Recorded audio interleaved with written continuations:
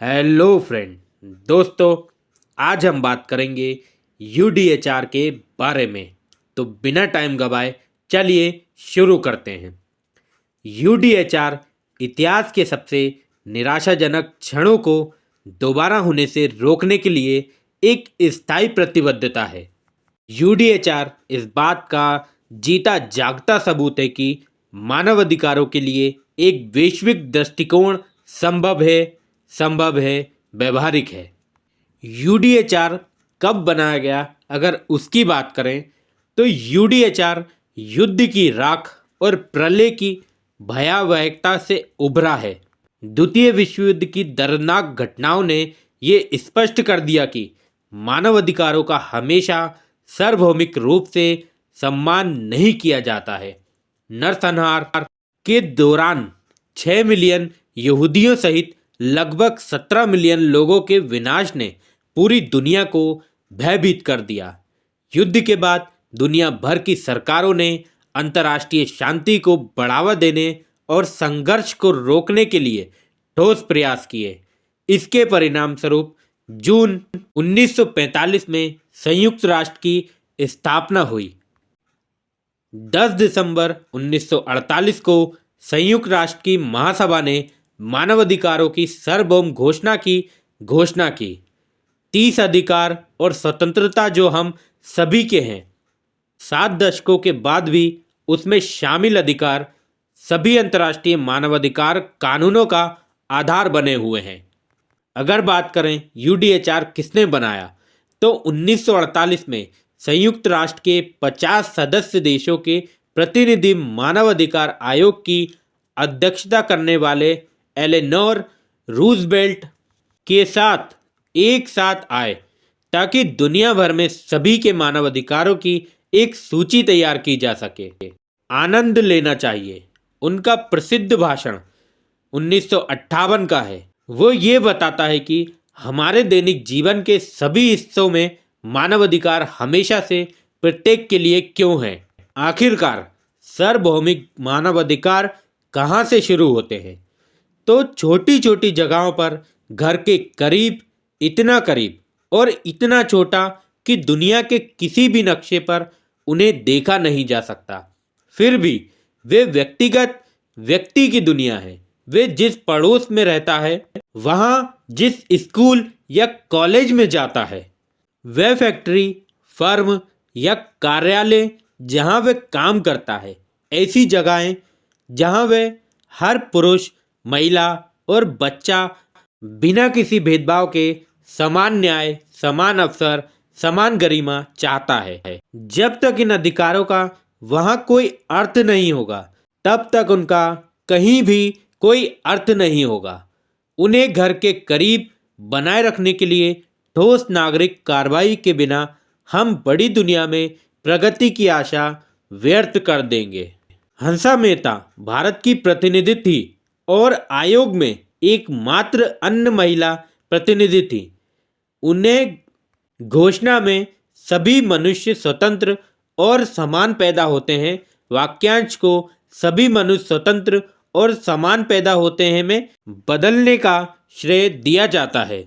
विभिन्न प्रतिनिधि मंडलों ने घोषणा के लेखन में योगदान दिया, जिससे ये सुनिश्चित हुआ कि यूडीएचआर ने बिना किसी भेदभाव के सभी के लिए मानवाधिकारों का वादा किया है। मिस्र के प्रतिनिधि ने सार्वभौमिकता सिद्धांत की पुष्टि की, जबकि भारत, ब्राजील और डोमिनिकन गणराज्य की महिला प्रतिनिधियों ने लैंगिक समानता सुनिश्चित करने की कार्रवाई को बाधित किया। अन्य प्रतिनिधित्व मंडलों ने नस्लीय भेदभाव के खिलाफ प्रावधानों को कमजोर करने के लिए बेल्जियम, फ्रांस और ब्रिटेन के प्रतिनिधित्व मंडलों के प्रयासों को बाधित किया। यही कारण है कि हम यूडीएचआर का जश्न मनाते हैं। इसलिए नहीं कि इसे इतिहास में किसने लिखा, बल्कि उन लोगों के कारण जिन्होंने इसका इस्तेमाल इतिहास को बाधित करने के लिए किया। इसी तरह अगर हम बात करें कि यूडीएचआर क्यों महत्वपूर्ण है, तो यूडीएचआर ने यह कहने का साहस करके एक महत्वपूर्ण बदलाव को चिन्हित किया कि रंग, पंथ या धर्म की परवाह किए बिना सभी मनुष्य स्वतंत्र और समान हैं। पहली बार किसी वैश्विक समझौते ने सत्ता की राजनीति को नहीं बल्कि इंसानों को अपने एजेंडे के केंद्र में रखा। दुनिया भर में समुदायों, आंदोलनों और राष्ट्रों ने मुक्ति संघर्षों और समानता की मांगों को आगे बढ़ाने के लिए यूडीएचआर विघटनकारी शक्ति का सहारा लिया। यद्यपि ये कानूनी रूप से बाध्यकारी नहीं है, घोषणा में निर्धारित अधिकारों और स्वतंत्रता की सुरक्षा को कई राष्ट्रीय संविधानों और घरेलू कानूनी ढांचे में शामिल किया गया है। सभी राज्यों का कर्तव्य है कि वे अपनी राजनीतिक, आर्थिक और सांस्कृतिक प्रणालियों की परवाह किए बिना बिना किसी भेदभाव के सभी के लिए सभी मानवाधिकारों को बढ़ावा दें और उनकी रक्षा करें। दोस्तों, यूडीएचआर के 3 सिद्धांत हैं। पहला सार्वभौमिकता, दूसरा अविभाज्यता और तीसरा अन्यायश्रिता। अगर पहली बात करें सार्वभौमिक की, तो इसका मतलब यह है कि ये दुनिया भर के सभी देशों में सभी लोगों पर लागू होता है।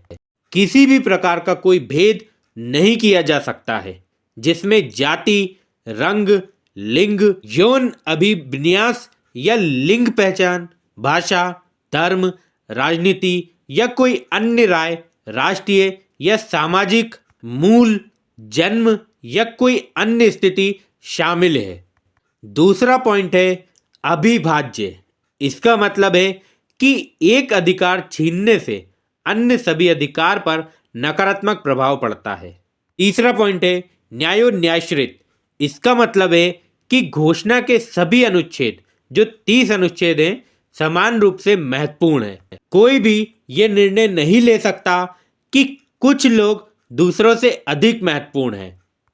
मानव अधिकारों की सार्वभौम घोषणा के जो 30 आर्टिकल हैं, अनुच्छेद हैं, उनको सारांश के रूप में अगर समझें तो यूडीएचआर में निर्धारित 30 अधिकारों और स्वतंत्रता में शरण का अधिकार, यातना से मुक्ति का अधिकार, स्वतंत्र भाषण का अधिकार, शिक्षा का अधिकार शामिल है। इसमें जीवन, स्वतंत्रता, स्वतंत्र भाषण और गोपनीयता जैसे नागरिक और राजनीतिक अधिकार शामिल हैं।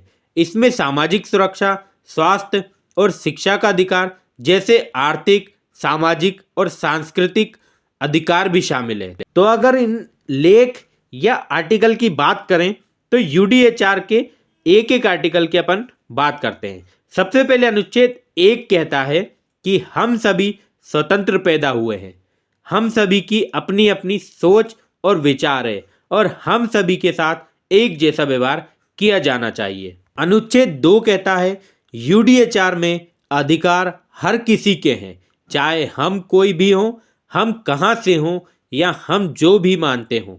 तीसरा अनुच्छेद कहता है हम सभी को जीवन का और स्वतंत्रता और सुरक्षा में रहने का अधिकार है। अनुच्छेद 4 कहता है किसी को भी गुलाम के रूप में नहीं रखा जाना चाहिए और किसी को भी किसी और को अपना गुलाम मानने का अधिकार नहीं है। अनुच्छेद 5 कहता है किसी को भी यातना देने या किसी अन्य को क्रूर या अपमाननीय व्यवहार करने का अधिकार नहीं है। अनुच्छेद 6 कहता है हम चाहे जो भी हों और दुनिया में कहीं भी हों, हम सभी को समान स्तर की कानूनी सुरक्षा मिलनी चाहिए। अनुच्छेद 7 कहता है कानून सभी के लिए समान है और उसे हम सभी के साथ समान व्यवहार करना चाहिए। अनुच्छेद 8 कहता है यदि हमारे साथ गलत व्यवहार किया जाता है तो हम सभी को कानूनी सहायता का अधिकार होना चाहिए। अनुच्छेद 9 कहता है किसी को भी गिरफ्तार नहीं किया जाना चाहिए, जेल में नहीं डाला जाना चाहिए या हमारे देश से बाहर नहीं भेजा जाना चाहिए जब तक कि ऐसा करने का कोई अच्छा कारण ना हो। अनुच्छेद 10 कहता है अपराध के आरोपी प्रत्येक व्यक्ति को निष्पक्ष और सार्वजनिक सुनवाई का अधिकार है और जो लोग हमारी कोशिश करते हैं उन्हें स्वतंत्र होना चाहिए और दूसरों से प्रभावित नहीं होना चाहिए। अनुच्छेद 11 कहता है किसी अपराध के आरोपी प्रत्येक व्यक्ति को तब तक निर्दोष माने जाने का अधिकार है जब तक कि वह निष्पक्ष रूप से दोषी साबित ना हो जाए। अनुच्छेद 12 कहता है, किसी को भी बिना किसी उचित कारण के हमारे घर में प्रवेश करने का, हमारे मेल खोलने का या हमारे परिवार में घुसपैठ करने का अधिकार नहीं है। अगर कोई हमारी प्रतिष्ठा को गलत तरीके से नुकसान पहुंचाने की कोशिश करता है तो हमें सुरक्षा पाने का भी अधिकार है। अनुच्छेद 13 कहता है, हम सभी को अपने देश के भीतर स्वतंत्र रूप से घूमने और जब चाहे दूसरे देशों में जाने और छोड़ने का अधिकार है। अनुच्छेद 14 कहता है, यदि हमें नुकसान का खतरा है तो हमें सुरक्षा मांगने के लिए दूसरे देश में जाने का अधिकार है। अनुच्छेद 15 कहता है, हम सभी को एक देश का नागरिक होने का अधिकार है और अगर हम चाहें तो किसी को भी बिना किसी अच्छे कारण के हमें दूसरे देश का नागरिक होने से नहीं रोकना चाहिए। अनुच्छेद 16 कहता है, कानूनी तौर पर बड़े होते ही हमें शादी करने और परिवार बसाने का अधिकार होना चाहिए। हमारी जातिता, राष्ट्रीयता और धर्म हमें ऐसा करने से नहीं रोक सकते। पुरुषों और महिलाओं को विवाहित होने पर और अलग होने पर भी समान अधिकार हैं। हमें कभी भी शादी के लिए मजबूर नहीं किया जाना चाहिए। सरकार की जिम्मेदारी है कि वह हमारी और हमारे परिवार की सुरक्षा करे। अनुच्छेद 17 कहता है कि हर किसी को संपत्ति रखने का अधिकार है और किसी को भी बिना उचित कारण के उसे हमसे छीनने का अधिकार नहीं है। अनुच्छेद 18 कहता है, प्रत्येक व्यक्ति को अपनी इच्छानुसार सोचने या विश्वास करने की स्वतंत्रता है, जिसमें धार्मिक विश्वास का अधिकार भी शामिल है। हमें किसी भी समय अपनी मान्यताओं या धर्म को बदलने का अधिकार है और सार्वजनिक रूप से या निजी तौर पर अपने चुने हुए धर्म का अकेले या दूसरों के साथ अभ्यास करने का अधिकार है। अनुच्छेद 19 कहता है कि प्रत्येक व्यक्ति को अपनी राय रखने और उन्हें स्वतंत्र रूप से व्यक्त करने का अधिकार है। हमें ये अधिकार होना चाहिए कि हम जिससे चाहें और जिस भी तरीके से चाहें उसके साथ अपने विचार साझा कर सकें। अनुच्छेद 20 कहता है, हम सभी को समूह बनाने और शांतिपूर्ण बैठकें आयोजित करने का अधिकार होना चाहिए। यदि कोई व्यक्ति समूह में शामिल नहीं होना चाहता तो उसे किसी समूह में शामिल होने के लिए बाध्य नहीं किया जाना चाहिए।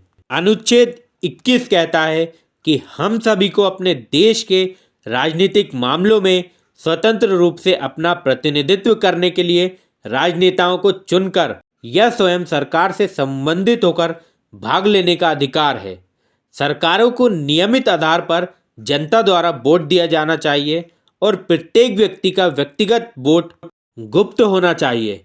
प्रत्येक व्यक्ति का वोट एक समान होना चाहिए। अनुच्छेद 22 कहता है, जिस समाज में हम रहते हैं उसे प्रत्येक व्यक्ति को काम तक पहुंच, सांस्कृतिक गतिविधियों में भागीदारी और सामाजिक कल्याण के अधिकार के माध्यम से उसकी सर्वोत्तम क्षमता विकसित करने में मदद करनी चाहिए।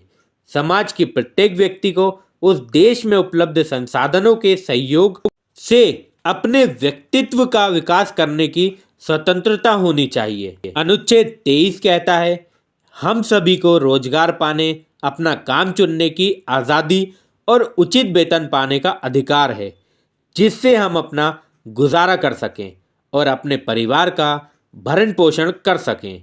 समान कार्य करने वाले प्रत्येक व्यक्ति को बिना किसी भेदभाव के समान वेतन पाने का अधिकार होना चाहिए। हमें श्रमिकों के रूप में अपने हितों की रक्षा के लिए एक साथ आने और ट्रेड यूनियन समूह बनाने का अधिकार है। अनुच्छेद 24 कहता है, प्रत्येक व्यक्ति को आराम और खाली समय का अधिकार है। काम के घंटों की सीमा होनी चाहिए और लोगों को वेतन के साथ छुट्टियां लेने में सक्षम होना चाहिए। अनुच्छेद 25 कहता है, हम सभी को अपने और अपने परिवार के लिए पर्याप्त भोजन, कपड़े, आवास और स्वास्थ्य देखभाल का अधिकार है। यदि हम काम से बाहर हैं, बीमार हैं, बुजुर्ग हैं, विकलांग हैं, विधवा हैं या हमारे नियंत्रण से बाहर के कारणों से जीविकोपार्जन नहीं कर सकते हैं तो हमें सहायता तक पहुंच होनी चाहिए। गर्भवती माँ और उसके बच्चे दोनों को अतिरिक्त देखभाल और सहायता मिलनी चाहिए। जन्म के समय सभी बच्चों को समान अधिकार मिलने चाहिए। अनुच्छेद 26 कहता है कि प्रत्येक व्यक्ति को शिक्षा का अधिकार है। प्राथमिक स्कूली शिक्षा निःशुल्क होनी चाहिए। हम सभी को अपनी पढ़ाई जहाँ तक चाहें जारी रखने में सक्षम होना चाहिए। स्कूल में हमें अपनी प्रतिभा विकसित करने में मदद की जानी चाहिए और हर किसी के मानवाधिकारों के प्रति समझ और सम्मान सिखाया जाना चाहिए। हमें दूसरों के साथ मिलजुल कर रहना भी सिखाया जाना चाहिए, चाहे वे किसी भी जाति, धर्म या देश से आते हों। हमारे माता पिता को ये चुनने का अधिकार है कि हम किस प्रकार के स्कूल में जाएं। अनुच्छेद 27 कहता है कि हम सभी को अपने समुदाय की कला, संगीत, साहित्य और विज्ञान में शामिल होने और उनमें होने वाले लाभों का अधिकार है। यदि हम एक कलाकार, संगीतकार, लेखक या वैज्ञानिक हैं तो हमारे कार्यों को संरक्षित किया जाना चाहिए और हमें उनसे लाभ उठाने में सक्षम होना चाहिए। अनुच्छेद 28 कहता है हम सभी को एक शांतिपूर्ण और व्यवस्थित समाज में रहने का अधिकार है ताकि इन अधिकारों और स्वतंत्रता की रक्षा की जा सके और दुनिया भर के अन्य सभी देशों में इस अधिकारों का आनंद लिया जा सके। अनुच्छेद 29 कहता है जिस समुदाय में हम रहते हैं उसके प्रति हमारा कर्तव्य है कि वे हमें यथासंभव पूर्ण विकास करने की अनुमति दे। कानून को मानव अधिकारों की गारंटी देनी चाहिए और सभी को समान पारस्परिक सम्मान का आनंद लेने की अनुमति देनी चाहिए। अनुच्छेद 30 कहता है किसी भी सरकार, समूह या व्यक्ति को इस तरह से कार्य नहीं करना चाहिए जो मानव अधिकारों की सार्वभौम घोषणा के अधिकारों और स्वतंत्रता को नष्ट करे। इस तरह से आपने जाना कि यूडीएचआर का कानून क्या है, या फिर आप कह सकते हैं कि रूल क्या है जो सबके लिए है। तो दोस्तों, उम्मीद करता हूँ आपको वीडियो अच्छे से समझ आई होगी। तो अगर आपने अभी तक चैनल को सब्सक्राइब नहीं किया है तो चैनल को सब्सक्राइब करें ताकि ऐसी ही कानून से जुड़ी जानकारियाँ आपको आगे भी मिलती रहें। तो दोस्तों, मिलते हैं नेक्स्ट वीडियो में किसी नए टॉपिक के साथ। तब तक के लिए जय हिंद, जय भारत।